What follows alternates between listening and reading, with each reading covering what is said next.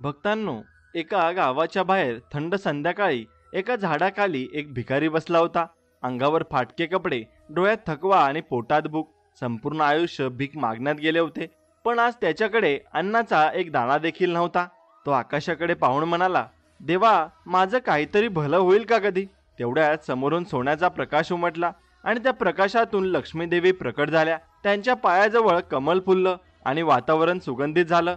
भिकारी घाबरून मागे सरकला, पण देवीने शांत आवाजात सांगितलं, घाबरू नको, मी तुला एक कथा सांगणार आहे. ही कथा तू पूर्ण ऐकलीस तर तुझं भाग्य बदलेल, तुझं आयुष्य उजळेल. पण कथा अर्धवट ठेवलीस तर तुझ्या आयुष्यातील अंधार कधीच संपणार नाही.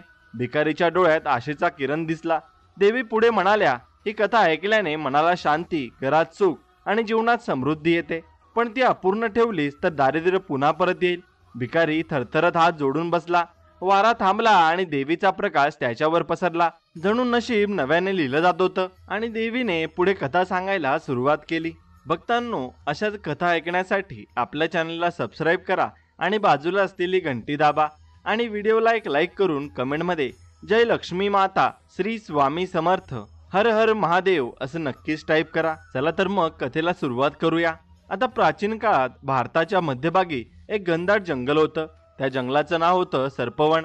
नाव तसंच कारण तिथं असंख्य साप राहत असत. लहान नाग, मोठे अजगर, रंगीबिरंगी विषारी साप. जणू सर्पांचं साम्राज्यच झाडांच्या वेलीमध्ये गुंडाळलेलं नाग आणि दगडाखाली लपलेले फणेदार नाग. नदी किनारी वेटोळ घालून बसलेले अजगर. हे दृश्य पाहून सामान्य माणूस थरथर कापला असता. त्या काळी साप पकडून त्यांचा विष विकणारे सपेरे मोठ्या धाडसाने जंगलात जात असत. त्यापैकी एक होता सपेरा भिक्या. भिक्या अत्यंत चतुर पण थोडासा लालचीही होता. त्याला आपल्या साथीदारांमध्ये नेहमी मुखिया म्हणून मान मिळायचा. त्याच्यासोबत त्याचा जिवलग साथीदार गणा आणि आणखी 10-12 सपेरे होते. एके दिवशी हे सर्व सपेरे राजगडावरून निघाले होते, कारण राजाला एका दुर्मिळ अद्भुत सापाची गरज होती, ज्याचं विष शत्रूवर उपयोगी पडेल आणि ज्याला पकडणं जवळपास अशक्य होतं. भिक्याला खात्री होती की जर त्यांनी असा नाग पकडला तर त्यांना सोनं चांदी मिळेल. दुपारचा उन्हाचा कडाका असह्य झाला होता. थकलेले सपेरे एका प्रचंड वडाच्या झाडाखाली विसावले. गणा पाणी प्यायला लागला तर बाकीच्यांनी आपापल्या गाठोड्यातील कोरडी भाकरी काढली. तेवढ्यात भिक्याच्या डोळ्यांना काहीतरी दिसलं. झाडांच्या मुळाशी एक मोठं नाग बिळ होतं. ताज्या मातीचा ढिगारा पाहून कळत होतं की आत नुकतंच कोणीतरी शिरलाय. भिक्याचं मन दचकलं. त्याने कुजबुजत गण्याला सांगितलं, गणा, आपली लॉटरी लागली. या बिळात साधा साप नाही, नागराज राहतो. गणाच्या डोळ्यात भीती चमकली, पण लालसेने त्याची भीती झाकली. बाकीचे सपेरे हळूहळू जवळ आले. त्यांनी खोदकाम सुरू केलं. हवेतील गंध आता प्रचंड तीव्र झाला आणि अचानक भयंकर फटकारा. नागासारखा काळा, डोळ्यात माणिकासारखा तेज, पण ढगासारखा पसरून एक प्रचंड सर्प बाहेर आला. एवढा विशाल नाग पाहून काही तरुण सपेरे मागे हटले, पण भिक्या घाबरला नाही. त्याने लगेच बीन उचलली आणि स्वर काढला. इतर सपेरांनीही बीन सुरू केली. काही वेळाने तो नाग मंदावत गेला. फण हलू लागलं आणि एका क्षणी भिक्याने फुर्तीने फास टाकला. प्रचंड झपाटीनंतर तो नाग अखेर पिटाऱ्यात कैद झाला. सगळ्यांनी सुटकेचा निश्वास टाकला. भिक्या हसत म्हणाला, मित्रांनो, हा साधा साप नाही, हा राजनाग आहे. आता आपलं आयुष्य बदलणार आहे. ते पिटारा घेऊन पुढच्या प्रवासाला निघाले, पण पुढे त्यांना जे दिसलं ते सगळ्या आयुष्याचा खेळ बदलणारं होतं. आता सपेरा, भिक्या, गणा आणि त्याचे साथी पिटारा बांधून थोडं पुढे गेले. उतारावर सपाट जागा दिसली. तसाच भिक्या म्हणाला, इथे थांबू, आधी विष काढू, नाहीतर पिटारा फोडून हा नाग सुटला तर जीवावर बेतू शकतं. सगळे सावध झाले. 2 जणांनी पिटाऱ्याभोवती दोर घट्ट मारले. तिसऱ्याने काठी तयार ठेवली. भिक्याने मान डोलावली. हळूच झाकण उघडा. झाकण उघडता सगळ्यांचे डोळे विस्पारले. आता ना नाग, ना फण, ना फुसकार. मखमली कापडावर ठेवलेला एक जगमगणारा नवलखा हार. हिरा, माणिक, पाचूपन्ना जणू अंधारातही प्रकाश पेरत होते. गण्याने चकित होऊन कुजबुज केली, अरे, आपण तर राजनाग पकडलो होतो. आणि भिक्या थोडा थबकला, पण लगेच लोभाचा प्रकाश त्याच्या चेहऱ्यावर आला. नशीब आपल्यावर हसतंय. हा हार राजाला दिला तर सोन्याचे घडे मिळतील. तो हार उचलायला गेला, तेवढ्यात हार गुळगुळीत उबदार जाणवला, जणू जिवंत. भिक्याने दचकून हात मागे घेतला. गण्याने हात ठेवताच त्याच्या तळहातावर बारीक सर्पचिन्ह उमटलं आणि क्षणात गायबही झालं. सगळे एकमेकांकडे पाहू लागले. तितक्यात वाऱ्याने झाडं सळसळली आणि समोरून भस्मधारी एक वृद्ध साधू येताना दिसला. थांबा मुलांनो, साधू शांत आवाजात म्हणाला, हा हार नाही, परीक्षा आहे. ईश्वर ज्याची लीला करतो ती वस्तू रूप बदलत राहते. लोभाने हात घातलात तर तुमचं दीर्घकाळाचं दुःख जागं होईल आणि ज्याच्या गळ्यात हा हार पडेल त्याचं नशीबही बदलून जाईल. भिक्या नाक मुरडत म्हणाला, बाबा, आम्ही जंगल खंगाळणारे गरीब लोक, आमचं नशीब बदललं तर काय बिघडलं? साधूने पिटाऱ्यावर राखेची रेषा ओढली, लाल दोरा बांधला आणि म्हणाला, सूर्यास्तापूर्वी हा पिटारा पुन्हा उघडू नका. हा हार योग्य हातात जाईल तेव्हाच त्याचं खरं रूप प्रकटेल. आणि लक्षात ठेवा, या वस्तूच्या जवळ बीन वाजली की काहीतरी अद्भुत घडेल. एवढं सांगून साधू दूर सरकला आणि क्षणभरात पाण्यासारखा हल्ला तसा दृष्टीआड झाला. गण्याने चमत्कार मानला. काही जण घाबरले, पण भिक्याने निर्णायक सुरात म्हटलं, साधूंच्या गोष्टी सोडून द्या. हा पिटारा थेट राजा शंकरराजांच्या दरबारात जाईल. दुपारचं ऊन उतरत गेलं. वाटेत एक विचित्र शांतता होती. जंगलात दरवेळी ऐकू येणारे पक्षी प्राणीही गप्प. पिटारा जरा जड जड जाणवत होता आणि चालतानाच त्यातून अगदी हलकं धडधडणाऱ्यासारखं काहीतरी जाणवत होतं. गण्याने कुजबूज केली, मुखिया, काहीतरी अलौकिक आहे. भिक्या म्हणाला, तोंड बंद ठेव, लक्ष इनामावर ठेव. शहर द्वाराजवळ पोहोचताच गर्दी झाली. हाराची बातमी कशी कोण जाणे, पण एक मुखवटाधारी चोर गर्दीत मिसळून पुढे सरकला. भिक्याच्या हातातून पिटारा हिसकवायचा त्याचा डाव, पण जसा त्याने हात लावला तसा पिटाऱ्यातून अगदी क्षीण फुतकार ऐकू आला. चोराचा हात निशक्त झाला. मनगटावर निळसर चाव्याचा ठसा उमटला आणि तो धडकन बसला आणि लोक ओरडले. सैनिक धावले. भिक्याने दारवानाला सांगितलं, राज दरबारात आणा आम्हाला, विलंब नको. दरबारात राजा शंकरराज रत्नजडी सिंहासनावर बसले होते. बाजूला प्रधान भैरवशेठ, त्यांच्या डोळ्यात कपटी चमक होती, आणि राजपुरोहित सेनापती बसले. भिक्याने पिटारा पुढे ठेवला आणि नम्र होऊन म्हणाला, महाराज, जंगलात आम्हास हा अद्भुत हार मिळाला. आपल्या राणी देवकी यांच्या गळ्याची शोभा ठरेल. सैनिकांनी झाकण थोडं उघडलं. मखमलीवर हार झळकला. दरबारात आश्चर्याची लहर झाली. राजाने प्रभावित होऊन म्हटलं, तुमची प्रामाणिक भेट आम्ही स्वीकारतो. 100 सोन्याच्या मोहरा व नवे वस्त्र देऊन यांना सन्मानित करा. भिक्या गण्या आनंदाने नतमस्तक झाले. पण प्रधान भैरवशेठच्या कपटी मेंदू चालू झाला. इतका अद्भुत दागिना अचानक कुठून आला? त्याने नजरेच्या कोपऱ्यातून राजपुरोहिताकडे पाहिलं. पुरोहित शांत राहिला, पण भैरवशेठच्या मनात कुतूहलाआड लोभ उभा राहिला. राजा म्हणाले, आज संध्याकाळी हा उपहार राणी देवकींना देईन. पिटारा राजाने स्वतःकडे ठेवून दिला. दरबार सुटल्यानंतर महालाच्या अंतपुरात निघताना दासी कमला दुरून हे सगळं पाहत होती. तिच्या डोळ्यात उत्सुकता आणि जिभेवर खबर पसरवायचा खाजरा मोह. म्हणून सायंकाळ झाली. राजाने दिवाबत्ती मंद केली, सुगंधी धूप लावला आणि हसून म्हणाले, देवकी, आज तुला काहीतरी असे देतो की तू चकित होशील. राणीने हसत अंदाज बांधले, कधी हार कधी कंगन. राजा म्हणाले, चला स्वतः पहा. राणीने पिटाऱ्याचं झाकण उचललं आणि ती थिजली. मखमलीवर हार नव्हता, तर रेशीमेत गुंडाळलेलं गोजिरं बाळ होतं. त्यांच्या कपाळावर हलकं तेज, ओठांवर मंद स्मित. राणीच्या मांडीवर घेताच बाळाने छोटासा हात वर केला. मनगटावर लहानसं सर्पचिन्ह क्षणभर चमकलं आणि शांत झालं. राणी देवकीच्या डोळ्यातून आनंदाश्रू वाहू लागले. वर्षानुवर्षाची अपत्य वेदना क्षणात विरली. राजाही थबकले. हे कसं शक्य आहे? दुपारी हार होता. दोघेही काही क्षण निशब्द. राणी कुजबुजली, म्हणजे हा ईश्वराचा प्रसाद आहे. ही आपलीच ओंजळ भरली. बाळाने त्या क्षणी बारीक भिनसारखा स्वर काढल्यासारखं हलकसं गोजिरं कूच केलं. खोलीत जणू आशीर्वादाचा शहारा पसरला. राजाने धीराने म्हटलं, ही गोष्ट फार मोठी आहे. जोपर्यंत समजत नाही तोपर्यंत गुपित ठेव. या बाळाचं नाव अनिरुद्ध असं ठेव. राणीने मान डोलावली. बाळाला हळूच झोकेत ठेवलं. तशी त्याच्या छोट्या मुठीतून हिरवट कण खाली पडला. खूप सूक्ष्म नागकवचाचा तुकडा की काय, स्पर्शात थंड पण डोळ्याला तेजस्वी. राणी राजा एकमेकाकडे पाहू लागले. कौतुक, भीती, आनंद सगळं मिसळलेलं होतं. त्यावेळी दाराआड सावली हल्ली. दासी कमला चुकारपणे जवळ आली होती आणि आतलं तेज पाहून ती दचकली आणि हळूच मागे सरकली. दालनाच्या वरकीला दुसरी सावली उभी होती. प्रधान भैरवशेठ. त्यांच्या चेहऱ्यावर कपट हास्य आलं. मनात विचार घोटाळला. दरबारात हार, अंतपुरात बाळ, हे काहीतरी राजघराण्याचं गुपित आहे. योग्य वेळी उघडलं तर राजकारणाचं पान माझ्या बाजूने वळेल. आता मात्र राणी देवकी बाळाकडे निहाळत होती. बाळ अनिरुद्धच्या श्वासाबरोबर खोलीत पुन्हा पुन्हा मंद भिनसारखी लय भरत होती. राजाने म्हणलंय तसं गुपित ठेवायचं ठरलं. सकाळी दिव्य गोद झाला. राजवंशात कुमाराचा जन्म झाला. प्रजेत जल्लोष झाला तर राजमहालात कौतुकासोबत गुढता आली.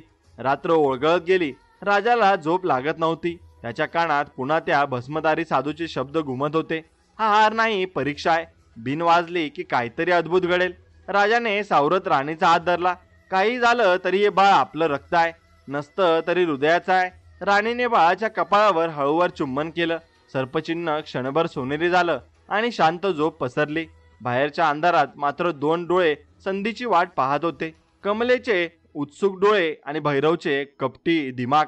आणि सर्पवनाच्या दिशेला दूर कुठेतरी बीनचा फारच हलका स्वर रात्रीच्या वाऱ्यात मिसळत होता. जणू काहीतरी अजून बाकी आहे. राजमहालात आनंदाचा सागर उसळला. राजकुमार जन्मल्याची बातमी वाऱ्यासारखी पसरली. प्रजाजनांनी ढोल ताशे वाजवले. गल्लोगल्ली गोडथोड वाटलं. राजाला वर्षानुवर्ष ज्याची आस होती ती वारस अखेर प्राप्त झाला होता. राजा शंकरराज आणि राणी देवकी या बाळाकडे पाहत रात्रंदिवस हरवून जात होते. बाळाच्या कपाळावर हलकं तेज आणि हातावर लपलेलं सर्पचिन्ह पाहून राणीला थोडं दडपण येत होतं. पण ती मनातल्या मनात म्हणायची, ही देवाची देणगी आहे, यात भीती कसली. आता अनिरुद्ध जसं जसा वाढू लागला तसतसा त्याचं वागणं साध्या मुलांपेक्षा निराळं जाणवत होतं. तो रडायचा नाही, नेहमी शांत असायचा. कधी कधी रात्री झोपेत असताना त्याच्या ओठांमधून बिनासारखा गूढ स्वर ऐकू यायचा. दासी कमला हळूच कान देऊन ऐकायची आणि थरथर कापायची. तिला आठवायचं की राजाने हा बाळ अचानक पिटाऱ्यातून मिळाल्याचं सांगितलं होतं. एकदा तर अनिरुद्ध फक्त 5 वर्षाचा असताना महालात खेळत होता. अचानक त्याच्या हातातल्या खेळण्यावर एक नाग सरपटत आला. दासी किंचाळली, पण अनिरुद्ध हसत हसत त्या नागाकडे पाहू लागला. आश्चर्य म्हणजे नागाने त्याला डसण्याऐवजी फणा झुकवून मान वाकवली आणि शांतपणे निघून गेला. आता किशोर वयात पोहोचल्यावर अनिरुद्धच्या स्वप्नात दररोज एकच दृश्य दिसू लागलं. एक विशाल भूमिगत दरबार, सिंहासनावर तेजस्वी नागराज आणि त्याच्या भोवती अर्धमानव अर्धसर्प योद्धे, आणि ते सगळे जणू त्याला हाक देत होते.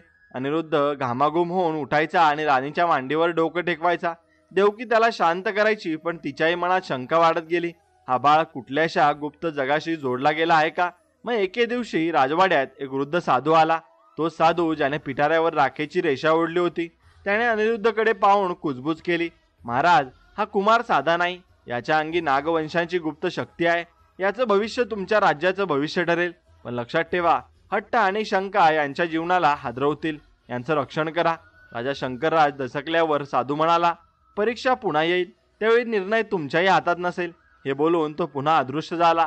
काही वर्षांनी अनिरुद्ध तारुण्यात आला. तो विद्वान, शूर आणि अत्यंत देखणा झाला. तलवारीच्या खेळात कुणी त्याला हरू शकत नसे. प्रजेचं त्याच्यावर अपार प्रेम बसलं होतं. पण दरबारातील प्रधान भैरवशेठच्या मनात मात्र शंकेची पाल चुकचुकली होती. त्याने काही जुन्या दास्यांना पैशानं फूस लावली आणि त्यांच्याकडून कळलं हा कुमार खरं तर पिटाऱ्यातून आलाय. एके दिवशी दरबारात भैरवशेठ उभा राहिला आणि म्हणाला, महाराज, राजवंशाचं रक्त शुद्ध हवं. आपण या कुमाराला आपला वारसा ठरवताय, पण याचं मूळ कुठे आहे? लोकांच्या मनात प्रश्न निर्माण झाले तर संपूर्ण दरबारात कुजबूज सुरू झाली. राजाचा चेहरा गंभीर झाला. अनिरुद्ध शांत उभा होता, पण त्याच्या हातावरील सर्पचिन्ह सोनसळी प्रकाशाने चमकू लागलं. तो म्हणाला, माझं रक्त कुठलंही असो, पण माझं हृदय या भूमीचं आहे. जर कोणाला शंका असेल तर माझी परीक्षा घ्या.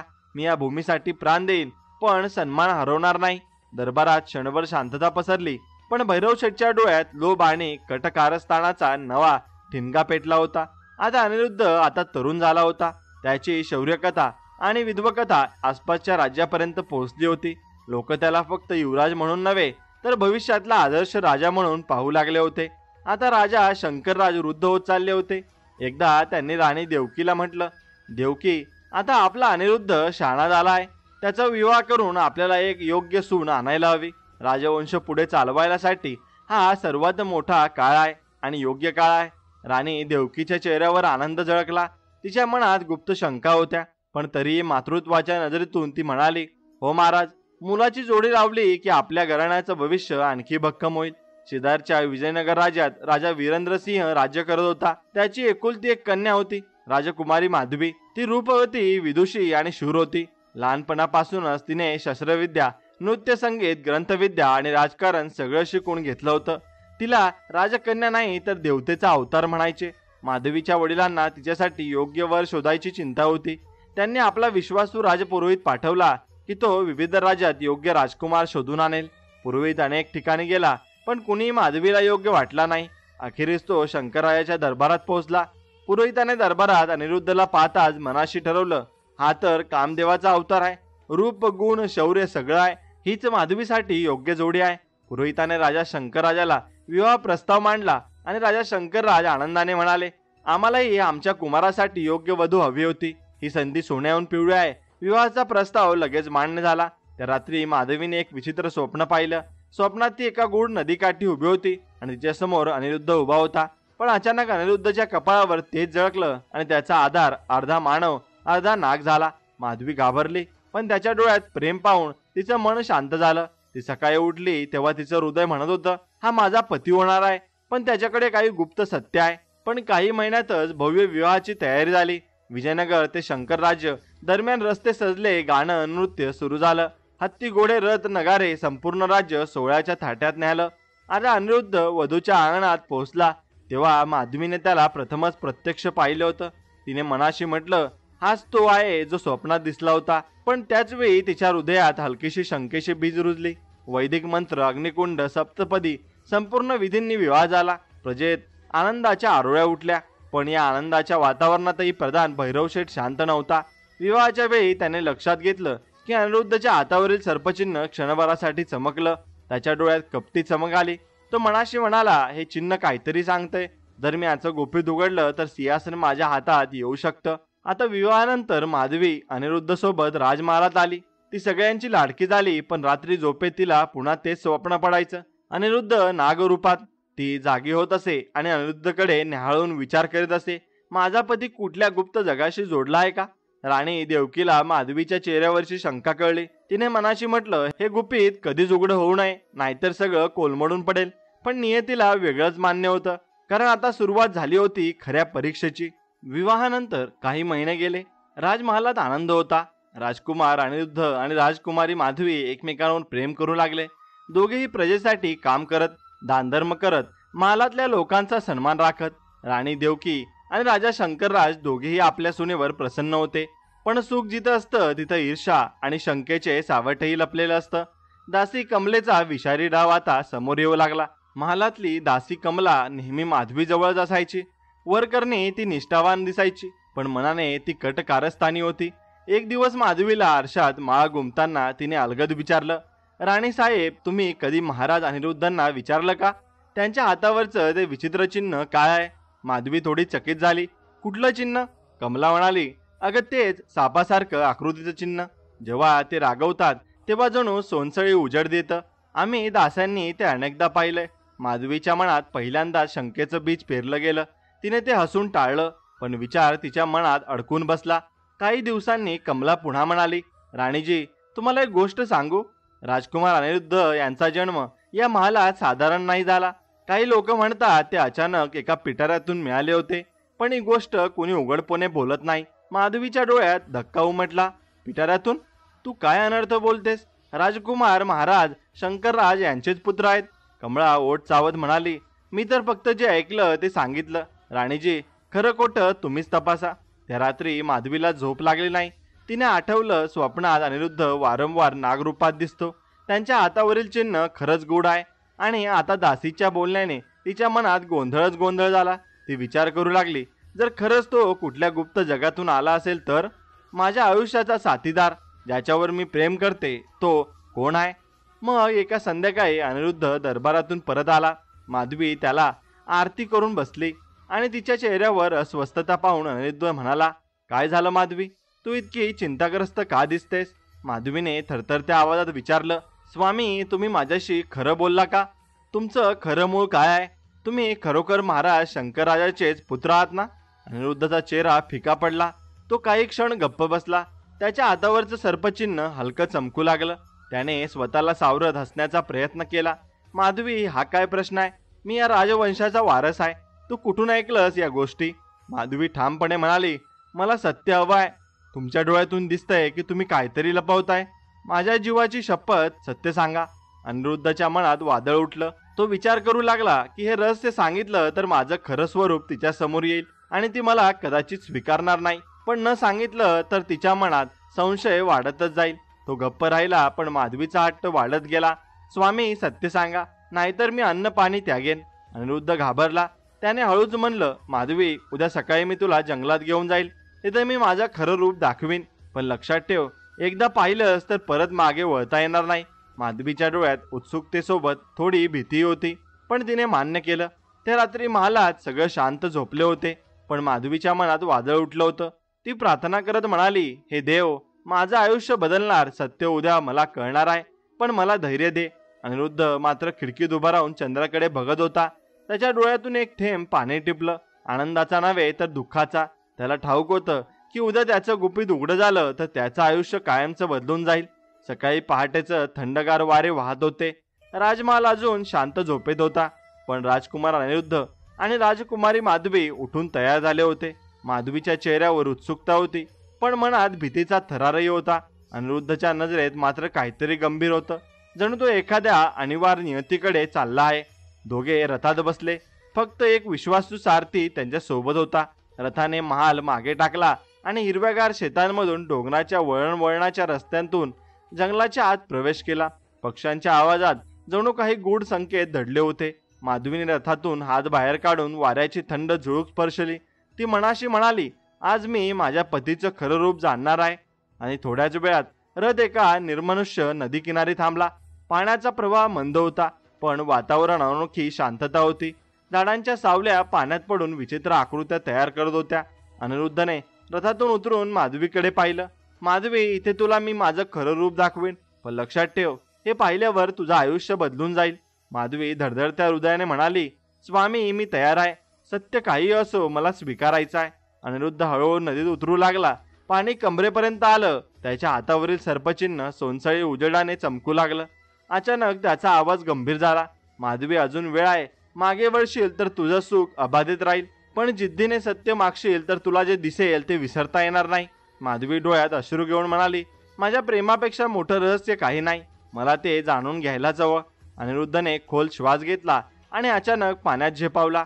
आता क्षणभरात नदी हलायला लागली. पाण्यावर प्रचंड तरंग उठले.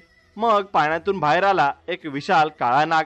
त्याचे डोळे लाल मणीसारखे चमकत होते, पण ढगांसारखा पसरला होता. त्याच्या शरीरातून तेज पसरत होतं. संपूर्ण नदीकाठ जणू थरथरला. माधवीच्या तोंडून किंकाळी निघाली. ती मागे सरकली, पण तिच्या नजरेत भीतीसोबत आश्चर्य आणि करुणाई होती. हे काय? माझे पती, एक नाग? नागाने तिच्याकडे डोळ्यातून दुःखाने पाहिलं. त्याचा आवाज फुसफुटासारखा आला, आणि हो माधवी, मी मानव नाही, मी नागराजाचा पुत्र आहे. तुझ्या प्रेमासाठी मी मानव झालो, पण तुझ्या शंकेमुळे मला माझं खरं रूप दाखवावं लागलं. आता माधवी डोळ्यातून अश्रू ढाळत म्हणाली, स्वामी, मी तुम्हाला प्रेम केलं कारण तुम्ही माझे पती आहात, पण आता हे सत्य मला कसं सहन होणार? ती नदीकाठावर गुडघे टेकून रडू लागली. तिचं मन तुटलं होतं, पण त्याच्यावर तिने जीव ओवाळून टाकला होता तो खरोखर माणूस नसून नाग होता. अनिरुद्धने फण हलवून शेवटची वेळ तिच्याकडे पाहिलं. मग त्याने जोरात फुसकारा दिला आणि नदीच्या गहन पाण्यात विलीन झाला. माधवी क्षणभर थिजली. तिला विश्वासच बसत नव्हता की तिचा प्रियकर, तिचा पती, आता तिच्यापासून कायमचा दुरावलाय. तिने नदीत हात टाकून त्याला हाक मारली, स्वामी, परत या, मला एकटी सोडून जाऊ नका. पण फक्त पाण्याचा गडगडाट ऐकू आला. तिच्या डोळ्यांसमोर जीवनाचं सर्वात मोठं सत्य उभं होतं, प्रेमाच्या मागे लपलेलं रहस्य. सारथीने घाईघाईने रथ महालाकडे नेला. माधवी फक्त एकच सांगू शकली, युवराज नदीत बुडाले. राजा शंकरराज आणि राणी देवकी ऐकून कोसळले. महालवर हाहाकार माजला. राणी देवकी डोळ्यातून आसवे ढाळत होती आणि म्हणाली, देवा, आमचं भाग्य असं का? राजा शंकरराज शोकात बुडाले, तर माधवी आपल्या खोलीत बंद होऊन आसवे ढाळत बसली. तिला माहिती होतं की खरी गोष्ट ती कुणाला सांगू शकत नव्हती. आता नदी काठावर झालेल्या घटनेनंतर संपूर्ण राज्यावर दुःखाचं सावट आलं होतं. राजमहालात शोककळा पसरली. राजकुमार अनिरुद्धच्या निधनाची बातमी ऐकताच लोक रडले. बायका केस ओढून आक्रोश करू लागल्या. माधवी आपल्या खोलीत बसून दिवस रात्र रडत होती. तिच्या डोळ्यातून आसवे थांबत नव्हती. ती मनाशी सतत म्हणायची, स्वामी, माझ्या हट्टामुळेच तुम्ही मला तुमचं गुपित दाखवलं आणि त्या क्षणी तुम्ही मला सोडून गेलात. मीच दोषी आहे. मीच माझ्या सुखाचा नाश केला. तिच्या हातात अजूनही अनिरुद्धच्या आठवणी होत्या. त्यांचे शब्द, त्यांची स्मितरेषा, त्यांचे डोळे प्रत्येक क्षण तिच्या हृदयाला टोचत होता. राणी देवकी माधवीला समजवण्याचा प्रयत्न करायची. ती म्हणायची, बाळा, आयुष्य थांबवून चालत नाही. राजवंश तुझ्या हातात आहे. तू रडत राहिलीस तर प्रजा कोण सांभाळेल? पण माधवीच्या मनात एकच गोष्ट होती, अनिरुद्ध परत यावा. राजा शंकरराज दररोज राजसभेत निशब्द बसून राहायचे. प्रजेचं म्हणणं ऐकायची ताकद त्यांच्यात उरली नव्हती. राणी देवकी तर दिवसेंदिवस क्रुश होत होती. महालात आनंदाचे स्वर बंद झाले होते. फक्त दुःखाचा श्वास दरवळत होता. लोकांमध्ये कुजबूज सुरू झाली होती. राजकुमार खरंच बुडाला की काय हे रहस्य आहे. काहींना वाटतं राजकुमारावर देवाचा शाप होता. कोण जाणे सत्य काय आहे. आता माधवीच्या मनात मात्र एक ठाम निर्णय पक्का झाला होता. तिने स्वतःशी म्हटलं, मी माझ्या पतीला परत आणणार. तो जिवंत आहे याची मला खात्री आहे. फक्त कुणीतरी मला योग्य मार्ग दाखवावा. तिने राजसभेत जाहीर केलं, जो कोणी मला राजकुमार अनिरुद्ध बद्दल नवी माहिती देईल त्याला मी सोन्याचं इनाम देईन. प्रजेत खळबळ उडाली. अनेक लोक महालात येऊन वेगवेगळ्या कथा सांगू लागले. कुणी म्हणाले अनिरुद्ध स्वर्गात गेला, कुणी म्हणाले त्याला नागलोकात नेलं गेलं, तर कुणी म्हणाले तो अजूनही जंगलात फिरतो. एक दिवस महालात एक फाटक्या कपड्यातला वृद्ध आला. दाढी वाढलेली, डोळ्यात थकवा, पण चेहऱ्यावर वेगळं तेज होतं. त्याचं नाव होतं वामन. तो माधवी समोर आला आणि थरथरत्या आवाजात म्हणाला, राणीसाहेब, मी सत्य सांगायला आलो आहे. काही दिवसांपूर्वी मी सर्पमनाच्या गाभाऱ्यात गेलो होतो. तिथं मी एक अद्भुत दृश्य पाहिलं होतं. भूमिगत गुहेत हजारो नागांचा दरबार भरला होता. त्यांच्या मध्यभागी एक तेजस्वी युवराज बसला होता. त्याच्या कपाळावर दिव्य झळाळी होती. तो सतत तुमचं नाव रडत होता, माधवी, माधवी म्हणून. माधवीच्या अंगावर शहारे आले. तिच्या डोळ्यातून आनंदाश्रू ओघळले. म्हणजे माझे स्वामी जिवंत आहेत, ते नागलोकात आहेत. वामनने मान डोलावली. हो राणीजी, पण त्या दरबाराचं प्रवेशद्वार साध्या माणसाला दिसत नाही. फक्त पौर्णिमेच्या रात्री चंद्रप्रकाशात ते उघडतं. जर तुम्ही धैर्य केलं तर त्या दिवशी तिथं पोहोचू शकता. माधवीने निर्धार केला, मी वाट पाहीन त्या पौर्णिमेची. मी नागलोकात जाईन आणि माझ्या पतीला परत आणीन. कितीही संकट आली तरी मी मागे हटणार नाही. राणी देवकी आणि राजा शंकरराजने तिच्या डोळ्यातली जिद्द पाहिली. त्यांना वाटलं कदाचित नियतीला हेच मान्य आहे. महालात आशेची किरण पुन्हा दिसू लागली. माधवीच्या डोळ्यात आता दुःखाऐवजी दृढ संकल्प झळकत होता. वृद्ध वामनाने सांगितलेलं सत्य तिच्या मनात कोरलं गेलं होतं. अनिरुद्ध जिवंत आहे, तो नागलोकात आहे. आता त्या महिन्याची पौर्णिमा लवकरच येणार होती. माधवीने गुप्तपणे तयारी सुरू केली. काही धाडसी सैनिक, विश्वासू दासी आणि वृद्ध वामन एवढीच माणसं ती सोबत घेऊन जाणार होती. राणी देवकीने तिचा हात धरून म्हटलं, बाळा, ही वाट खडतळ आहे. नागलोक मानवांना सहज स्वीकारत नाही, पण तुझ्या नजरेतला विश्वास पाहून वाटतं तूच हे काम करू शकशील. माधवी नम्रपणे म्हणाली, आई समान राणी माते, मी पतीपर्यंत पोहोचले नाही तर या जन्माला काही अर्थ नाही. पौर्णिमेच्या दिवशी सायंकाळ होताच ते सगळे सर्पवनाच्या दिशेने निघाले. जंगलाच्या झाडवेली रात्रीच्या अंधारात अधिक गूढ दिसत होत्या. वाऱ्यात फक्त नागफणांचा गंध होता. वृद्ध वामन सतत मंत्रोच्चार करत पुढे चालला होता. काही अंतरावर पोहोचल्यावर त्यांनी पाहिलं, दगडांच्या उंच ढिगाऱ्यात एक पोकळ जागा. तिथं दिवसभर साधं गुहेसारखं वाटत होतं, पण चंद्र वर येताच त्या पोकळीतून सोनसळी प्रकाश बाहेर पडू लागला. वामन म्हणाला, राणीजी, हा नागसभेचं द्वार आहे. फक्त आजच्या रात्री ते उघडेल, पण सावधान, आत गेल्यावर परत येणं सोपं नाही. सैनिकांनी मशाली पेटवल्या. जसजसं ते प्रवेशद्वाराजवळ गेले तसं त्यांच्या मशाली आपोआप विझल्या. फक्त चंद्रप्रकाश आणि सोनसळी उजेड शिल्लक राहिला. माधवीच्या हृदयाचे ठोके वाढले. तिने पाऊल पुढे टाकलं. क्षणभर तिला जाणवलं जणू जमीन तिच्या पायाखालून सरकत आहे. अचानक ती आणि तिचे साथीदार एका गहन भूमिगत मार्गात उतरले. आता मार्ग अरुंद होता, पण दोन्ही बाजूला भिंतीवर नागांच्या कोरीव मूर्ती होत्या. त्या मूर्तीच्या डोळ्यातून निळसर प्रकाश झळकत होता, जणू त्या जिवंत होऊन बघत आहेत. माधवीने धैर्य एकवटत हात जोडले आणि म्हणाले, हे नागदेव, मला माझ्या पतीपर्यंत पोहोचू द्या. अचानक तिच्या समोर मार्ग दोन फाट्यात विभागला. वामन थांबला. राणीजी, हा पहिला कसोटीचा टप्पा आहे. चुकीचा मार्ग निवडला तर आपण कायम अडकून पडू. योग्य मार्ग निवडण्यासाठी मन शुद्ध असलं पाहिजे. आता माधवीने डोळे मिटले आणि मनात अनिरुद्धचा चेहरा उभा केला.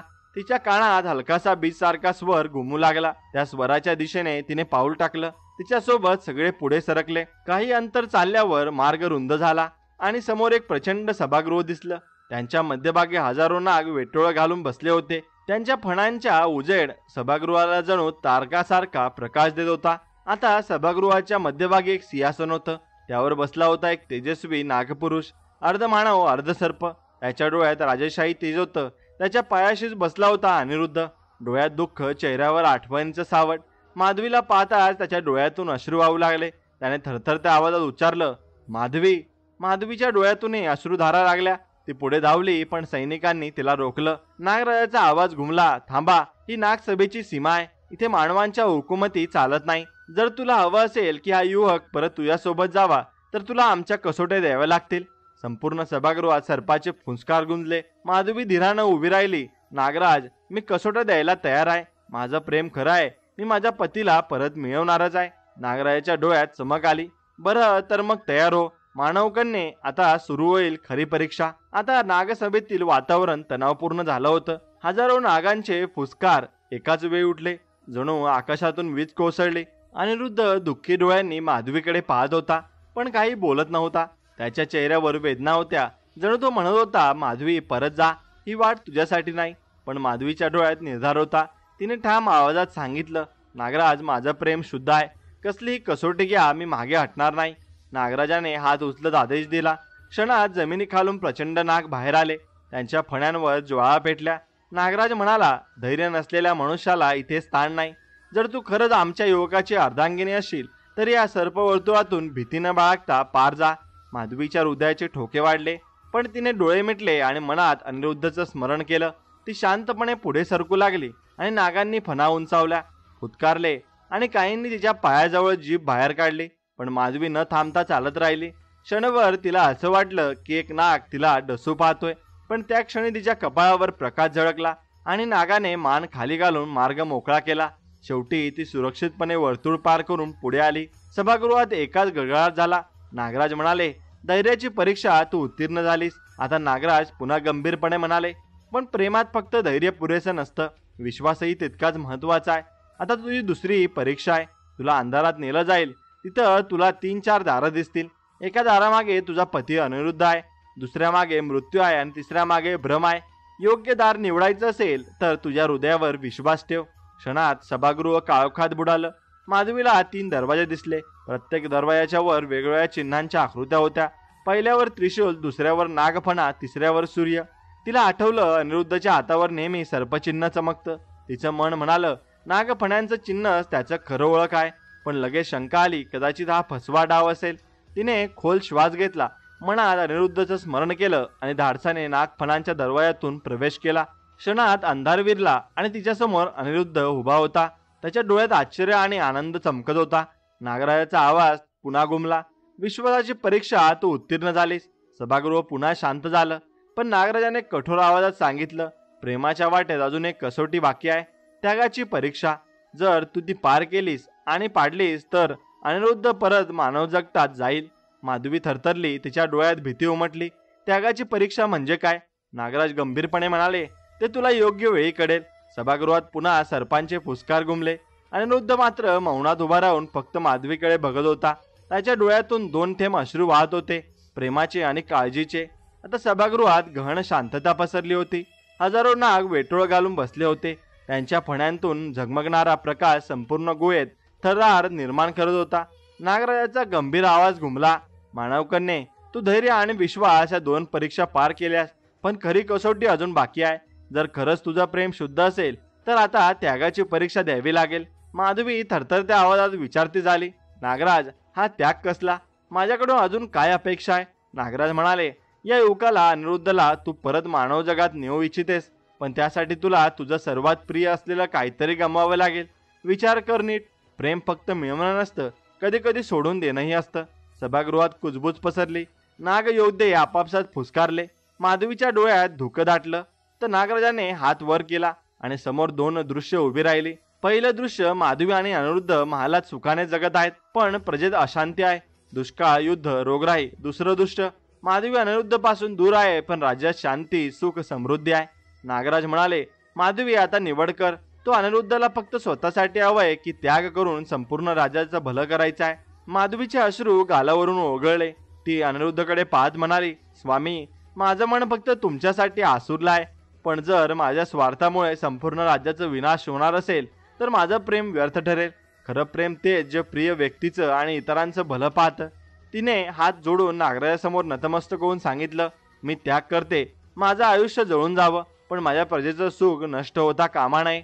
आता अनिरुद्ध वेदनांनी ओरडला, नाही माधवी, तू असं कसं बोलू शकतेस? माझ्या आयुष्याचा अर्थ तू आहेस. जर तू नाहीस तर माझं जीवन व्यर्थ आहे. तो पुढे धावला, पण नागयोद्ध्यांनी त्याला रोखलं. त्याचे डोळे लाल झाले. हातावरील सर्पचिन्ह तीव्र उजेडाने प्रज्वलित झालं. नागराजाने शांतपणे हात वर केला मानवकन्ये, तू खरी ठरलीस. तुझं प्रेम स्वार्थी नाही, त्यागमय आहे, म्हणून तुला फळ मिळेल. अनिरुद्ध मानव जगतात परत जाईल, पण एका अटीवर. माधवीच्या डोळ्यात आशेची चमक आली. अट कोणती? नागराज गंभीरपणे म्हणाले, तो परत तुझ्यासोबत राहील, पण जर पुन्हा कधी त्याच्या जन्माविषयी शंका निर्माण केलीस तर तो कायमचा नागलोकात परत जाईल. सभागृहात गडगडाटी फुसकार झाले. अनिरुद्धच्या डोळ्यातून आनंदाश्रू आले. तो धावत माधवीकडे आला आणि तिचे हात धरले. नागराजाने आपल्या फण्या उंचावल्या आणि आकाशाकडे फेकलेल्या प्रकाश रेषेने एक द्वार उघडलं. त्या द्वारातून वरच्या जगाचा मार्ग दिसू लागला. नागराज म्हणाले, जा, मानव जगतात परत जा, पण लक्षात ठेव, शंकेनं नातं तुटतं, प्रेमानं नियतीनं जिंकता येते. माधवी आणि अनिरुद्ध एकमेकांकडे पाहून त्या द्वारातून पुढे सरकले. राजमहालात दोघे परतले तेव्हा आनंदाचा जल्लोष झाला. राजा शंकरराज आणि राणी देवकीच्या डोळ्यातून आनंदाश्रू वाहू लागले. प्रजेत उत्सव साजरा झाला, पण माधवीच्या मनात कायमसाठी एक शिकवण कोरली गेली होती. शंका नातं तोडते, विश्वास नातं टिकवतो.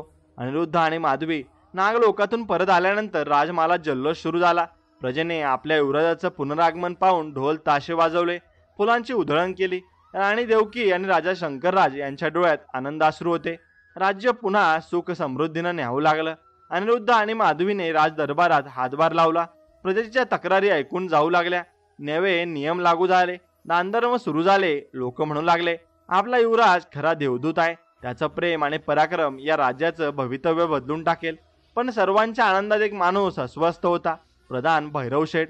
तो मनाशी म्हणाला, मी इतका काळ वाट पाहत होतो की हे रहस्य उघडं झालं की सिंहासन माझ्या हातात येईल. पण आता तर लोक युवराजाला देवतुल्य मानू लागले आहेत. पण जर मी काहीतरी केलं नाही तर माझे सारे स्वप्न भंगतील. त्याने ठरवलं नवीन कट रचायचा. एका रात्री भैरव शेठने आपले विश्वासू माणसं जमवली. मशालीच्या उजेडात तो म्हणाला, अनिरुद्ध नागलोकातून परत आला आहे आणि म्हणजे त्याचं गुपित अजून जिवंत आहे.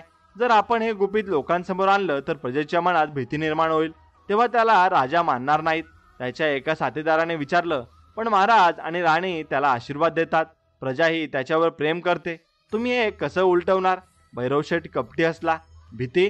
प्रजेच्या मनात भीती निर्माण झाली की प्रेमाचं बंधन तुटतं. आपण अशी अफवा पसरवू की युवराज प्रत्यक्षात नागराजाचा गुप्त दूत आहे. तो मानव जग जिंकण्यासाठी आला आहे. काही दिवसातच गावोगावी कुजबूज सुरू झाली. आपला युवराज नागलोकाचा गुप्तहेर आहे. त्याच्या हातावर नागाचं चिन्ह आहे. तो प्रजेचं रक्षण करतोय की नागाचं साम्राज्य पसरवतोय? लोकांच्या मनात संभ्रम निर्माण झाला. माधवीला या अफवा ऐकू येऊ लागल्या. ती अस्वस्थ झाली. एकदा तिने अनिरुद्धला विचारलं, स्वामी, लोक तुमच्याबद्दल विचित्र गोष्टी बोलत आहेत, तुम्हाला नाही वाटत त्यांना खरं सांगावं? अनिरुद्धने तिच्या डोळ्यात पाहत शांतपणे उत्तर दिलं, माधवी, लोकांचं मन समुद्रासारखं असतं, कधी शांत कधी उफाळलेलं. जर मी खरं रूप उघडलं तर त्यांची भीती आणखी वाढेल. मला वेळ द्यावा लागेल. माझ्या कृतीतून मी त्यांना दाखवेन की मी त्यांचाच आहे. माधवीच्या मनात मात्र काळजी वाटत गेली. तिला जाणवलं की भैरवशेठ काहीतरी मोठा डाव आखतो आहे. एक दिवस राजवाड्याबाहेरच्या जंगलातून जाताना अनिरुद्धवर अचानक काही नकाबदारी हल्लेखोरांनी हल्ला केला. ते भाले तलवारी घेऊन ओरडत आले, नागवंशांच्या गुप्तहेराला संपवा. अनिरुद्धने तलवार उगारली. त्यांच्या डोळ्यातून ते झळकू लागलं. त्यांच्या हातावरील सर्पचिन्ह सोनकळी प्रकाशाने पेटलं. क्षणभरात हल्लेखोर थरथर कापले. काहींनी शस्त्र खाली टाकलं, पण त्या प्रसंगामुळे लोकांच्या मनात शंकेचं बीज अजून खोल रुजलं. भैरवशेठ दूरवरून हे सगळं बघत होता. त्याच्या चेहऱ्यावर कपटी हास्य आलं. ज्याची भीती निर्माण केली तेच आता लोकांच्या मनात पसरत आहे. हा तर सुरुवात आहे. लवकरच मी संपूर्ण राज्य माझ्या ताब्यात घेईन. राजमहालातील वातावरण दिवसेंदिवस जड होत चाललं होतं. लोकांच्या मनात शंका पसरत होती. अनिरुद्धच्या पराक्रमाने अनेकांचा विश्वास बसत होता, पण भैरवशेठच्या कपटी अफवांनी लोकांमध्ये भीतीचे सावट पसरले होते. गावोगावी कुजबूज ऐकू येऊ लागली. आपला युवराज नागलोकातून आला आहे म्हणे. मग त्याच्या हातावर चिन्ह साधं नाही. तो मानव आहे की नाग, कोण जाणे. ज्येष्ठ मंडळी मुलांना सावध करत होती आणि करत म्हणायची, युवराज जवळ जाऊ नका, तो नाग रक्ताचा आहे. आणि हळूहळू या अफवांनी एक बंडेखोरीचा रंग घ्यायला सुरुवात केली. भैरवशेठ गुप्तपणे आपली जाळी पसरत होता.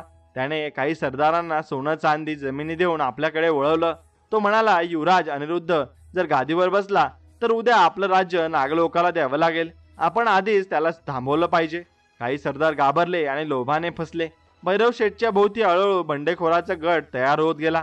माधवीला या अफवांचा त्रास होऊ लागला. ती अनिरुद्धला म्हणाली, स्वामी, लोकांवर विश्वास ठेवणं चांगलं आहे, पण त्यांचा गैरसमज तोडण्यासाठी काहीतरी करावं लागेल, नाहीतर हे गुपित आपल्याला गिळून टाकेल. अनिरुद्ध शांतपणे म्हणाला, माझं शस्त्र म्हणजे सत्य आणि प्रेम. लोकांशी मीच बोलतो, त्यांच्यासाठी काम करतो, पण मला जाणवतंय कुणीतरी या आगेला हवा घालतंय. माधवी ठामपणे म्हणाली, मी हे उघड करून दाखवीन, लोकांचा विश्वास परत मिळवीन, हे मात्र निश्चित आहे. त्याच रात्री माधवीला स्वप्न पडलं. पुन्हा एकदा तोच भस्मधारी साधू तिच्या समोर आला. त्याच्या डोळ्यात जणू भविष्य दडलं होतं. तो म्हणाला, माधवी, ही शंका फक्त प्रजेच्या मनात नाही, तर राजघराण्याची ही परीक्षा आहे. अनिरुद्धचं खरं तेज अजून प्रकट झालेलं नाही. त्याला परत एक मोठी कसोटी द्यावी लागेल. जेव्हा काळोख सर्वात गडद होईल, तेव्हाच प्रकाश प्रकट होईल. माधवी रडत म्हणाली, बाबा, मी काय करू? लोकांचा विश्वास ढासळतोय. साधू म्हणाला, तू धैर्य राख. योग्य वेळी तुझं मन तुला मार्ग दाखवेल. पण लक्षात ठेव, शंकेला बळी पडलीस तर अनर्थ होईल. विश्वास जप, तो शस्त्र आहे. स्वप्नातून जागी होताच माधवीला जणू नवी शक्ती मिळाली. तिने मनाशी ठरवलं, मी माझ्या पतीसोबत उभी राहीन, लोकांचा गैरसमज दूर करीन, भैरवशेठचा कट मी फसवून दाखवेन. दरम्यान भैरवशेठच्या कटामुळे काही गावात बंडेखोरांचा आवाज उठू लागला. शेतकरी म्हणू लागले, आपल्याला नागवंशाचा राजा नको. काही तरुण शस्त्र घेऊन उठले. राजमालावर हल्ल्याची चर्चा सुरू झाली. राजा शंकरराज वृद्ध झाले होते. त्यांना हे संकट पेलणं कठीण होतं. ते म्हणाले, आता हा प्रश्न अनिरुद्धला सोडवावा लागेल. त्याने स्वतःला प्रजेपुढे सिद्ध करून दाखवलं नाही तर सिंहासन धोक्यात येईल. राजमालावर बंडेखोरीचे ढग अगदी गडद होत चालले होते. भैरवशेठच्या अफवांनी आणि कपटी डावांनी प्रजेच्या मनात भीतीचा पडदा बसला होता. आता गावोगाव लोक कुजबूज करत होते, आपल्याला नागवंशाचा राजा नको, तो नागलोकाचा दूत आहे. ही कुजबूज आता आरोळ्यात बदलू लागली होती. आता एके दिवशी भैरवशेठ सरळ राजदरबारात उभा राहिला. तो जोरात म्हणाला, महाराज शंकरराज, आपण वृद्ध झाले आहात. आता गादीचा वारस ठरवण्याची वेळ आली आहे. पण या अनिरुद्धला आपण राज्यपद द्यायचं. तो खरोखर आपला पुत्र आहे की नाही, का नागलोकाचा गुप्तहेर आहे? दरबारात खळबळ माजली. काही सरदार भैरवशेठच्या बाजूने मान डोलावू लागले. लोकांची नजर अनिरुद्धकडे वळली. राजा शंकरराज शांत बसले. राणी देवकीच्या डोळ्यात अश्रू तरळले. माधवी अनिरुद्धकडे पाहत होती. तिला माहिती होतं की ही आजची परीक्षा त्याला एकट्याने द्यावी लागणार आहे. म्हणून अनिरुद्ध पुढे आला. त्याने दरबाराकडे ठाम आवाजात म्हटलं, हो, माझ्या जन्माचं रहस्य गूढ आहे. मला पिटाऱ्यातून मिळालं आहे, हे खरं आहे. माझ्या हातावरचं चिन्ह नागवंशाशी जोडलेलं आहे, हे खरं आहे. पण माझं हृदय, माझं रक्त, माझं प्रेम हे सगळं या भूमीसाठी आहे. जर तुम्हाला वाटतं की मी नागलोकाचा दूत आहे तर माझी परीक्षा घ्या. मी प्राणपणाला लावून दाखवेन की मी या राज्याचा खरा रक्षक आहे. त्यांच्या शब्दांनी काही सरदारांच्या डोळ्यात शंका कमी झाली. पण भैरवशेठ अजूनही कपटी हास्य करत होता. त्या रात्री महालाबाहेरच्या सीमेवर अचानक गोंधळ माजला. काही बंडखोर सरदारांनी सैनिक गोळा करून हल्ला चढवला. अनिरुद्धला ठार करा, राज्य वाचवा अशी घोषणा होत होती. अनिरुद्धने तलवार उचलली. त्याच्यासोबत माधवी उभी राहिली. वृद्ध वामनही काही सैनिकांसोबत लढाईत उतरला. युद्ध सुरू झालं. आकाशात विजा चमकत होत्या. जमिनीवर तलवारींची ठिणगी उडत होती. अनिरुद्धच्या हातावरचं सर्पचिन्ह प्रचंड तेजाने झळकू लागलं. क्षणात त्याच्या डोळ्यातून नागासारखं तेज उमटलं. त्याची चाल विजेसारखी झाली. तो प्रत्येक वाराला परतवू लागला. लोक थक्क होऊन पाहत होते. तो ना नाग होता, ना साधा मानव, तर देवाने दिलेला संरक्षक होता. युद्धाच्या गोंधळात भैरवशेठ गुपचूप पळण्याचा प्रयत्न करत होता. पण माधवीने त्याला पाहिलं. तिने तलवार उगारून त्याचा मार्ग अडवला. भैरवशेठ, तुझ्या कटामुळे प्रजेचं मन ढासळलंय. आता सत्य उघड करा. भैरवशेठ घाबरला. तो ओरडला, हो, मीच या अफवा पसरवल्या. मला सिंहासन हवं होतं. मीच प्रजेला भडकवलं. अनिरुद्ध नागवंशाचा आहे हे खरं असलं तरी तो तुमच्यासाठी विनाश आणेल असं मी खोटं सांगितलं. प्रजेला हे ऐकून धक्का बसला. अनेक सैनिकांनी आपली शस्त्र खाली टाकली. अनिरुद्धने तलवार खाली ठेवली आणि प्रजेकडे पाहत म्हणाला, मी नागवंशाचा पुत्र आहे हे खरं आहे, पण माझा जीवन या भूमीसाठी आहे. माझा श्वास या प्रजेच्या रक्षणासाठी आहे. तुम्ही मला स्वीकारलं तर मी तुमच्यासाठी लढेन, नाहीतर माझं जीवन संपवेन. त्याच्या डोळ्यातून निघालेलं तेज, त्याची प्रामाणिकता आणि त्याचं धैर्य पाहून लोकांच्या मनातील भीती विरली. गावोगाव लोक ओरडू लागले, अनिरुद्ध महाराज की जय, हा आपला रक्षक आहे. भैरवशेठला लोकांनी पकडलं आणि दरबारात कैद केलं. राज्यात पुन्हा शांतता पसरली. प्रजेच्या मनात अनिरुद्धविषयी विश्वास दृढ झाला. आता कोणीही त्याच्या जन्माबद्दल प्रश्न विचारत नव्हतं. सर्वजण म्हणू लागले, तो कुठून आला याला काही महत्व नाही. तो आपल्यासाठी जगतो हेच खरं आहे. युद्ध संपून काही दिवस झाले होते. राज्य पुन्हा शांततेकडे वाटचाल करू लागलं होतं. प्रजेच्या मनात अनिरुद्धविषयी अपार प्रेम निर्माण झालं होतं. पण या शांततेच्या आड अजून एक गूढ वादळ दडलं होतं. कारण नागलोक अजूनही शांत बसलेला नव्हता. एका रात्री अनिरुद्ध गाढ झोपेत असताना त्याला विचित्र स्वप्न पडलं. त्यात नागसभेचा दरबार दिसत होता. नागराज स्वतः सिंहासनावर बसले होते. त्याच्या डोळ्यात गंभीरता होती. त्यांनी अनिरुद्धला हाक मारली. अनिरुद्ध, आता तू मानव जगात प्रजेचा राजा म्हणून प्रसिद्ध झालास, पण लक्षात ठेव, तुझं रक्त अजूनही नागवंशाचं आहे. आता तुला निर्णय घ्यावा लागेल. तू मानव जगताच होशील की नागलोकाचं? मग अनिरुद्ध घाबरत जागा झाला. त्याच्या कपाळावर घाम होता. माधवीने विचारलं, स्वामी काय झालं? अनिरुद्ध शांत स्वरात म्हणाला, नागराज, मला बोलावतात आहेत आणि कदाचित शेवटचा निर्णय द्यायची वेळ आली आहे. दुसऱ्या दिवशी रात्री महालात एक विचित्र प्रकाश पसरला. दरबाराच्या मध्यभागी नागराज स्वतः प्रकट झाले. तेजस्वी पण, डोळ्यात भयानक पण दिव्य तेज. राजा शंकरराज, राणी देवकी, माधवी आणि सगळे सरदार घाबरून थरथर कापू लागले. नागराजाचा गंभीर आवाज घुमला, राजवंशा, हा युवक आमचा पुत्र आहे. आम्ही त्याला तुमच्याकडे सोडलाय कारण त्याची परीक्षा घ्यायची होती. आता ती पूर्ण झाली आहे, पण अजून शेवटची कसोटी बाकी आहे. नागराज म्हणाले, अनिरुद्ध, तुला दोन मार्ग आहेत. एक, तू नागलोकात परत ये आणि नागवंशाचं नेतृत्व कर. दोन, तू मानव जगताचा राजा राहा, पण त्यासाठी तुला आपल्या नागशक्तीचा त्याग करावा लागेल. पुन्हा कधीही तू नागरूप धारण करू शकणार नाहीस. दरबारात सगळे निशब्द झाले. माधवीच्या डोळ्यात अश्रू आले. तिला वाटलं, जर अनिरुद्धने नागलोक निवडलं तर मी कायमची त्याला गमावेन. अनिरुद्ध काही क्षण विचारात पडला. त्याच्या डोळ्यासमोर दोन दृश्य उभी राहिली. नागलोकाचं वैभव, सिंहासन, अद्भुत शक्ती. मानव जगताचं साधं पण प्रिय जीवन. माधवीचं प्रेम, प्रजेचा विश्वास. त्याच्या हृदयात वादळ उसळलं. तो मनात म्हणाला, शक्तीचं काय करायचे जर माझ्याजवळ माझी प्रजा आणि माझं प्रेम नसेल? तो ठामपणे नागराजासमोर उभा राहिला. पिताश्री, माझं जीवन मानव जगतासाठी आहे. मी माझ्या प्रजेचे सुख दुःख वाटून घेईल. माझ्यासाठी सर्वात मोठी शक्ती म्हणजे लोकांचा विश्वास आणि माधवीचं प्रेम आहे. मी नागशक्तीचा त्याग करतो. नागराजाचे डोळे क्षणभर गंभीर राहिले. मग ते मंद हसू लागले. अनिरुद्ध, तू खरी कसोटी पार केलीस. शक्तीचा मोह टाकून प्रेम आणि जबाबदारी निवडलीस. हाच खरा राजा होण्याचा मार्ग आहे. आजपासून तू मानव जगतात पूर्णतः मानव म्हणून जगशील. पण लक्षात ठेव, आमचा आशीर्वाद तुझ्या मागे असेल. इतकं बोलून नागराज हळूहळू प्रकाशात विलीन झाले. दरबारात शांतता पसरली. प्रजेने आनंदाने जल्लोष केला. अनिरुद्ध महाराज की जय. आणि माधवीच्या डोळ्यात आनंदाश्रू होते. ती मनाशी म्हणाली, आज माझ्या पतीने खरं प्रेम आणि खरी जबाबदारी निवडली. आज माझ्या आयुष्याचा सर्वात मोठा विजय आहे. राजा शंकरराज आणि राणी देवकी अभिमानाने म्हणाले, आपला पुत्र आता खऱ्या अर्थाने राजा झालाय. अनिरुद्ध नागशक्तीचा त्याग करून मानव जगताचं जीवन अनिरुद्धने स्वीकारलं आहे. त्यानंतर राज्यात नवीन पहाट उगवली आणि प्रजेला आपल्या युवराजवर अपार प्रेम बसलं होतं. राजा शंकरराज वृद्ध झाल्याने त्यांनी गादी अनिरुद्धकडे सोपवली. संपूर्ण राज्यभर आनंदोत्सव साजरा झाला. अनिरुद्ध आणि माधवीने मिळून प्रजेच्या कल्याणासाठी नवे उपक्रम सुरू केले. शेतकऱ्यांना पाणी पुरवठ्यासाठी तलाव बांधले गेले. कारागिरांना नवे बाजार खुले झाले. विद्वानांसाठी गुरुकुल सुरू झाली. लोक म्हणू लागले, हा आमचा राजा फक्त सिंहासनावर बसलेला नाही, तर आमच्या सुखदुःखात सहभागी आहे. राज्य समृद्ध झालं. गावागावात उत्सव, नृत्य, गाणी सुरू झाली. प्रजा आनंदाने भरली होती. पण या सुवर्ण काळातही नियती शांत बसली नाही. एक दिवस राजदरबारात अचानक एक दूत आला. त्याचा चेहरा थकलेला होता. आवाज घाईघाईचा, महाराज, सीमेजवळील डोंगरांमध्ये काही अज्ञात जीव दिसले आहेत. लोक म्हणतात ते ना मानव आहेत ना पूर्ण साप. अर्धमानव अर्धसर्प योद्धा आहेत. ते रात्री गावांवर हल्ला करून माणसं पळून नेतात. दरबारात खळबळ उडाली. माधवीच्या चेहऱ्यावर चिंता उमटली. राणी देवकी कुजबुजली. काय पुन्हा नागलोकाशी जोडलेलं संकट आहे? अनिरुद्ध खोल विचारात पडला. त्याने मनाशी म्हटलं, मी नागशक्तीचा त्याग केलाय, पण जर हे खरोखर नागलोकातून आलेले असतील तर त्यांना थांबवणं कठीण आहे. माझ्या प्रजेचं रक्षण करणं माझं कर्तव्य आहे. पण यावेळी मला फक्त माझ्या मानवी सामर्थ्यावरच अवलंबून राहावं लागेल. तो निर्धाराने म्हणाला, मी स्वतः सीमेकडे जाईन, सत्य शोधेन आणि हे संकट मानवाचं असो वा नागाचं, माझी प्रजा सुरक्षित राहिली पाहिजे. दरम्यान सीमेजवळील गावांमध्ये लोक भयभीत झाले होते. रात्री अचानक विचित्र फुसकार ऐकू येत. झोपड्यांमधून मुलं गायब होत. शेती उद्ध्वस्त होत असे. गावकरी म्हणू लागले, ही नागलोकाची सूड आहे. अनिरुद्ध महाराजांनी त्याग केला म्हणून नागराज रागावले आहेत. लोक पुन्हा संभ्रमित होऊ लागले. त्याच रात्री पुन्हा भस्मधारी साधू महालाच्या दाराशी आला.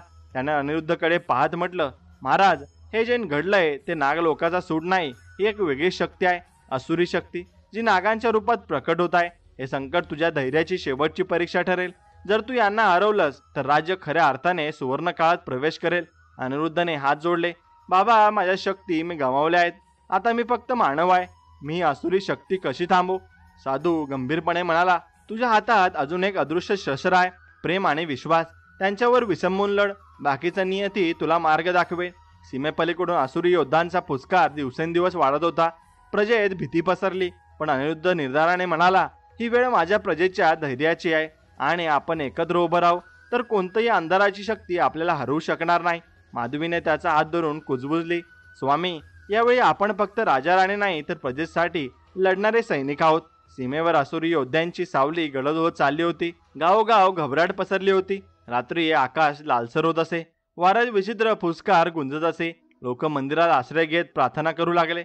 अनिरुद्धने संपूर्ण प्रजेला एकत्र बोलावलं. तो ठाम आवाजात म्हणाला, हे संकट माझं एकट्याचं नाहीये, आपल्या सर्वांचं आहे. जर आपण धैर्याने उभं राहिलो तर कोणताही अंधार आपल्याला हरवू शकणार नाही. आपण एकत्र लढलो तरी भूमी सुरक्षित राहील. लोकांनी हात जोडून जयघोष केला. अनिरुद्ध महाराज की जय. माधवी स्वतः कवच धारण करून अनिरुद्ध समोर उभी राहिली. ती म्हणाली, स्वामी, या युद्धात मीही तुमच्या सोबत लढेन. ही प्रजा माझीही आहे. मध्यरात्री आकाशातून काळे ढग उतरले. त्या ढगातून आसुरी योद्धे प्रकट झाले. अर्धमानव अर्धसर्प, पण चेहऱ्यावर भयावह विकृती. त्यांच्या डोळ्यात ज्वाळा पेटल्या होत्या.